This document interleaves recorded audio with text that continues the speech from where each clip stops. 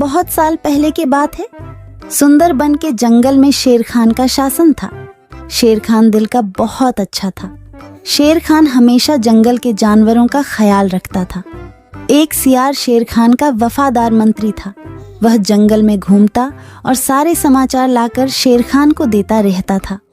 एक दिन सियार शेर खान के पास आया और कहा,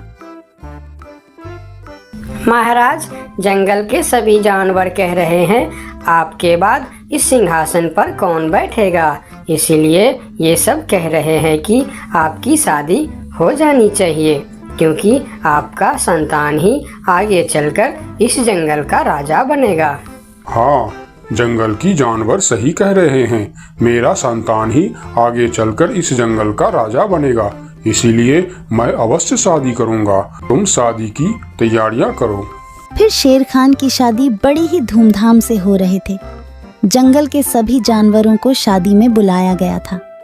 सिर्फ एक छोटे से चूहे को छोड़कर शादी में बहुत सारा खाने पीने का इंतजाम किया गया था। सभी जानवर पेट भर खाना खाया। इधर चूहा को निमंत्रण ना मिलने के कारण वह बहुत गुस्से में था। ये शेर तो बड़ा ही घमंडी निकला। उसने मुझे शादी में ना बुलाकर मेरा अपमान किया है। मैं इसका बदला अवश्य लूंगा।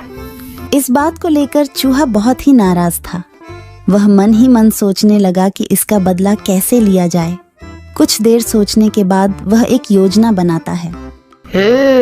मैं भी शादी करूंगा। हाँ, मैं भी शादी करूंगा। बड़ी धूमधाम से शादी करूंगा और शादी में उस शेर को छोड़ के सभी को आमंत्रित करूंगा। हाँ, यही ठीक रहेगा। फिर चूहे ने शादी करने का फैसला कर लिया और वह अपने लिए एक दुल्हन ढूंढने निकल पड़ा। थोड़ी दूर जाने के बाद उसे एक दुल्हन दिखाई पड़ा। फिर चूहे ने उसके पास जाकर कहा, शादी तो मैं कर लूं, लेकिन इसके साथ से तो मैं बिल्कुल नहीं शादी करूंगा। मेरी दुल्हन तो उस घमंडी शेर के दुल्हन से भी सुंदर और शक्तिशाली होनी चाहिए। फिर चूहा आगे जाकर एक पेड़ के नीचे रुक गया। दुल्हन की खोज को लेकर चूहा चिंतित हो गया। वह सोच रहा था कि भला इतनी सुंदर और शक्तिशाली दुल्हन उसे कहाँ मिलेगा। यह सोचते सोचते वह चल ही रहा था कि उसकी नजर आसमान की तरफ गई। उसने देखा कि सूर्य भगवान आसमान में चमक रहे हैं। तभी उसके दिमाग के बत्ती जली।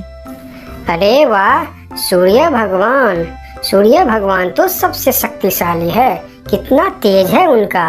यही ठीक रहेगा। उनकी बेटी सुंदर भी होगी और शक्तिशाली भी। फिर चूहा एक पेड़ के नीचे ध्यान लगाते हुए बैठ गया और सूर्य भगवान को तपस्या करने लगा। ओम सूर्याय नमः, ओम सूर्याय नमः, ओम सूर्याय नमः। इधर चूहे को तपस्या करते हुए देखकर सूर्य भगवान बहुत आश्चर्य हुए कि यह नन्हा सा चूहा उनकी तपस्या क्यों कर रहा है। फिर सूरज भगवान चूहे के सामने प्रकट हुए। बोलो नन्हे से चूहे, तुम मेरे तपस्या क्यों कर रहे हो? क्या चाहिए तुमको? तुम जो मांगोगे मैं तुम्हें वह सब दूंगा। हे भगवान, आप आगे। मुझे तो अपनी आंखों पर यकीन नहीं हो रहा है कि एक नन्हा सा चूहे की बात सुनकर आप मेरे पास आ गए। हाँ, मैं सचमुच तुम्हारे पास आया हूँ। बोलो तुम्हें क्या चाहिए? भगवान, मैं शादी करना चाहता हूँ। अरे वाह, यह तो बहुत ही अच्छी बात है। इसमें मैं तुम्हारा क्या मदद कर सकता हूँ? मैंने यह प्रण किया है भगवान कि जो दुनिया में सबसे ज्यादा शक्तिशाली होगा मैं उसके बेटी से ही शादी करूँगा और आप इस दुनिया में सबसे शक्तिशाली हो। इसीलिए मैं आपकी बेटी से शादी करना चाहता हूँ। चूहे की बात सुनकर सूर्य भगवान सोच में पड़ जाते हैं कि मैं इस छोटी सी चूहे के साथ अपनी बेटी का शादी कैसे कर सकता हूँ। और फिर उन्होंने मन ही मन सोचने लगे, यह चूहा तो बिल्कुल पागल लग रहा है। इससे भला मैं अपनी बेटी की शादी कैसे करवा सकता हूँ? कुछ भी करके मुझे इससे छुटकारा पाना ही होगा, मगर कैसे? मुझे जल्दी कुछ करना पड़ेगा। तभी उनके मन में एक ख्याल आया और उन्होंने चूहे से कहा, अरे यह तो बहुत ही अच्छी बात है।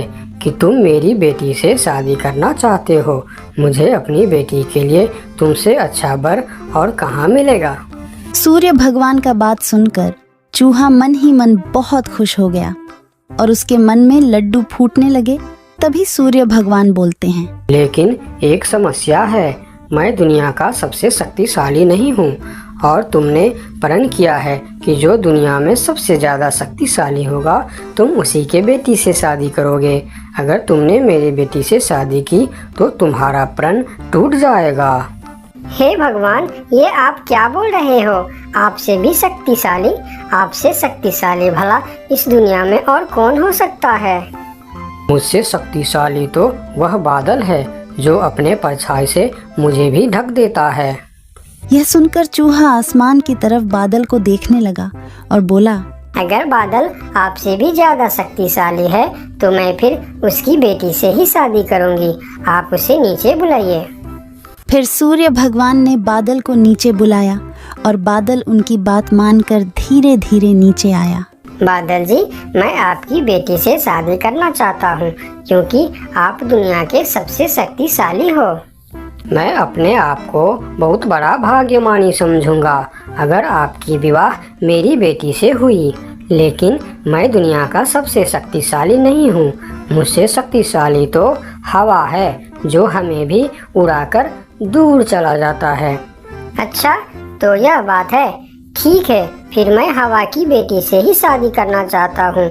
आप हवा को बुलाइए। फिर बादल ने हवा को बुलाया और हवा धीरे धीरे करके नीचे आया। फिर चूहा ने अपनी विवाह का प्रस्ताव हवा को बताया। फिर हवा मुस्कुराते हुए बोली, मुझे बहुत अच्छा लगेगा अगर मेरी बेटी की विवाह आपके साथ होता है, लेकिन मैं दुनिया का सबसे शक्तिशाली नहीं हूँ। मुझसे शक्तिशाली तो पर्वत है जो हमारे हवा के झोंकों को भी रोक देता है। आप उनकी बेटी से ही शादी कीजिए। फिर पर्वत को भी बुलाया जाता है और चूहे ने पर्वत के सामने भी अपना प्रस्ताव रखता है। पर्वत जी, आप दुनिया का सबसे शक्तिशाली है और मैं आपकी बेटी से शादी करना चाहता हूँ। क्या आपको कोई ऐतराज है? मुझे भला क्या ऐतराज हो सकता है? आप मेरी बेटी से विवाह करना चाहते हैं, यह बहुत ही अच्छी बात है, लेकिन मैं भी दुनिया का सबसे शक्तिशाली नहीं हूँ। ये आप क्या कह रहे हैं? मैं यकीन नहीं कर सकता कि आपसे शक्तिशाली भी दुनिया में और कोई होगा। हाँ है, मेरे शिखर पर एक मोटा सा चूहा रहता है। वह मुझे रोज कुतर कुतर के वहाँ एक बड़ा सा सुरंग बना लिया है और उसमें अपने बच्चों और परिवार के साथ रहता है। वह मुझसे भी शक्तिशाली है। आप उसी के बेटी से क्यों नहीं शादी कर लेते? अगर ऐसी बात है तो फिर आप मुझे ले चलो उसके पास। मैं उसके बेटी से ही शादी करना चाहता हूँ। फिर सब मिलकर उस मोटे चूहे के पास जाता है और उसके पास उस नन्हा सा चूहा का शादी का प्रस्ताव रखता है।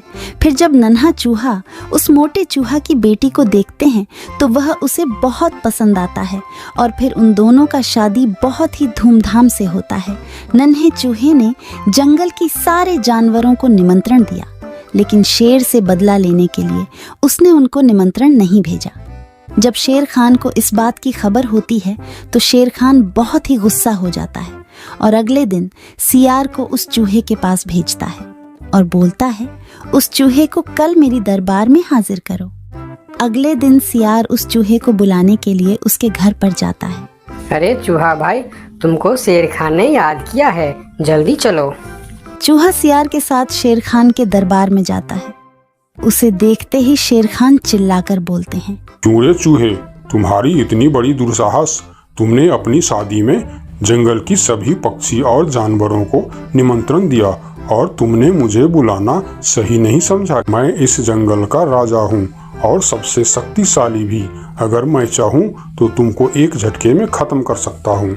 मुझे माफ कर दीजिए महाराज, जब आपने अपनी शादी में पूरे जंगल को निमंत्रण दी और मुझे नहीं दी तब मुझे भी ऐसे ही दुख हुआ था।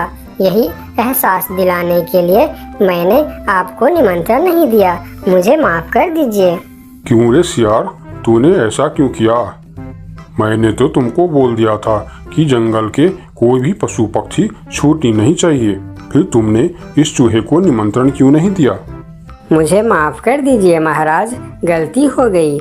मैंने सोचा यह छोटा सा जीव, इसको क्या निमंत्रण देने का, इसलिए मैंने इसे छोड़ दिया था। मुझे आप माफ़ कर दीजिए। ठीक है, अगले बार से ध्यान रखना। मेरे लिए जंगल का हर जीव एक जैसा है।